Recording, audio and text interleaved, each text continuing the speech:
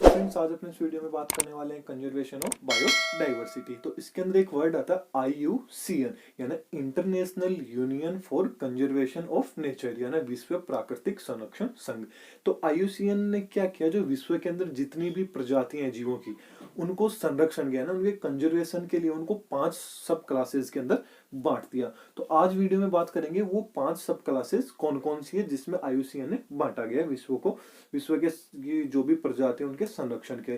तो वो आ जाती है पहले विलुप्त प्रजातियां यानी एक्सिटेंट स्पीसीज, संकटग्रस्त जातियां यानी अनडेंजर्ड स्पीसीज, अति संवेदनशील प्रजातियां यानी वनरेबल स्पीसीज, दुर्लभ प्रजातियां रेयर स्पीसीज, अपर्याप्त रूप से ज्ञात प्रजातियां यानी इनसफिशिएंटली नॉन स्पीसीज। तो सबसे पहले अपन बात कर लेते हैं विलुप्त प्रजाति क्या होती है। तो विलुप्त प्रजाति के अंदर ऐसी प्रजातियां आती है जो अब तक पूरे विश्व के अंदर कहीं पर भी क्या है, जीवित नहीं है, मतलब लिविंग नहीं है, कहीं पर भी जीवित नहीं बची, वो किसके अंदर आ जाते हैं, विलुप्त जातियां, मतलब वो पूर्ण रूप से विलुप्त हो चुकी है। जैसे एग्जाम्पल के रूप में डोडो पक्षी आ गया, डायनासोर हो गया, प्लांट्स के अंदर राइनिया प्लांट हो गया, इन ये अभी तक विलुप्त हो चुके हैं ना, विश्व के अंदर कहीं भी नहीं पाए जाते हैं।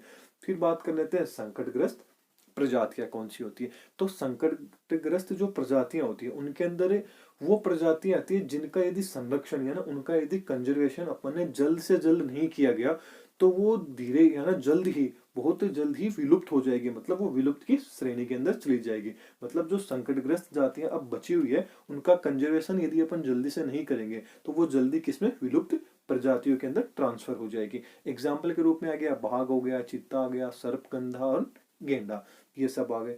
अब बात कर लेते हैं अति संवेदनशील प्रजातियां कौन सी होती है।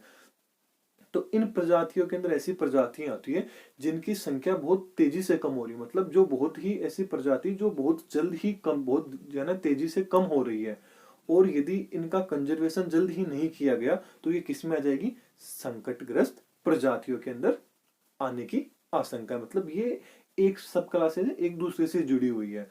तो इसके एग्जाम्पल में आ जाता है योग, कोबरा, नीलगिरी, लंगूर, लाल पांडा एक्सेप्ट्रा। अब बात कर लेते हैं दुर्लभ प्रजातियां कौन सी होती है। तो दुर्लभ प्रजातियों के अंदर ऐसी प्रजातियां आती है जो केवल कुछ ही सीमित क्षेत्र के अंदर रह गई है, मतलब दुर्बल है, बहुत रेयर कंडीशन के अंदर मिल रही है, मतलब कुछ ही ऐसी जगह है, ऐसे स्थान है, ऐसा क्षेत्र है जहां पर वो प्रेजेंट है और कहीं भी नहीं है, और उनकी संख्या वहां पर भी क्या है, गिनी चुनी है, मतलब 5 10 15 ऐसे है, मतलब गिन सकते हैं उनको उंगलियों पे इतनी बची है। एग्जाम्पल के रूप में आ गया लाल भेड़िया आ गया, हेना गिब्बन आ गया। अब बात कर लेते हैं अपर्याप्त रूप से अज्ञात प्रजातियां। तो इनके अंदर वे प्रजाति आ जाती है जो जिनकी अपन को पर्याप्त मात्रा के अंदर क्या है, जानकारी अवेलेबल नहीं है। इसके कारण इनको अपन किसी कोई भी एकदम विशिष्ट जो क्लास होती है, जो वर्ग होता है, उसके अंदर अपन नहीं रख पाते हैं। तो उनको किसके अंदर रख दिया, अपर्याप्त रूप से ज्ञात प्रजातियों के अंदर। अब एक स्पेशल चीज आती है इसके अंदर, रेड डेटा बुक क्या होते हैं, बहुत ही इंपॉर्टेंट चीज है, बहुत बार कॉम्पिटिशन एग्जाम में भी पूछते हैं, ये क्वेश्चन तो वैसे पूछ ही लिए जाते हैं। एक रेड डाटा बुक है जिसका कई बार जिक्र किया जाता है। तो रेड डाटा बुक नाम से ही पता चल रहा है, रेड, रेड होता है खतरे का चिन्ह। तो इसके अंदर उन स्पीसीज को रखी जाती है जो लुप्त होने के स्थान के ऊपर है, मतलब वो जल्द ही विलुप्त हो जाएगी, उनको किसके अंदर रखा जाता है, रेड डेटा बुक के अंदर। तो इसके अंदर क्या रखा जाता है, उन स्पीसीज को रखा जाता है और उनका जो आवास होता है, मतलब कहाँ पे वो रह रही है और वर्तमान में प्रेजेंट टाइम में उनकी कितनी संख्या बची हुई है, उन सबको किसके अंदर रखा जाता है, रेड डेटा बुक के अंदर रखा जाता है। ये थी एक छोटी सी वीडियो। Thank you friends.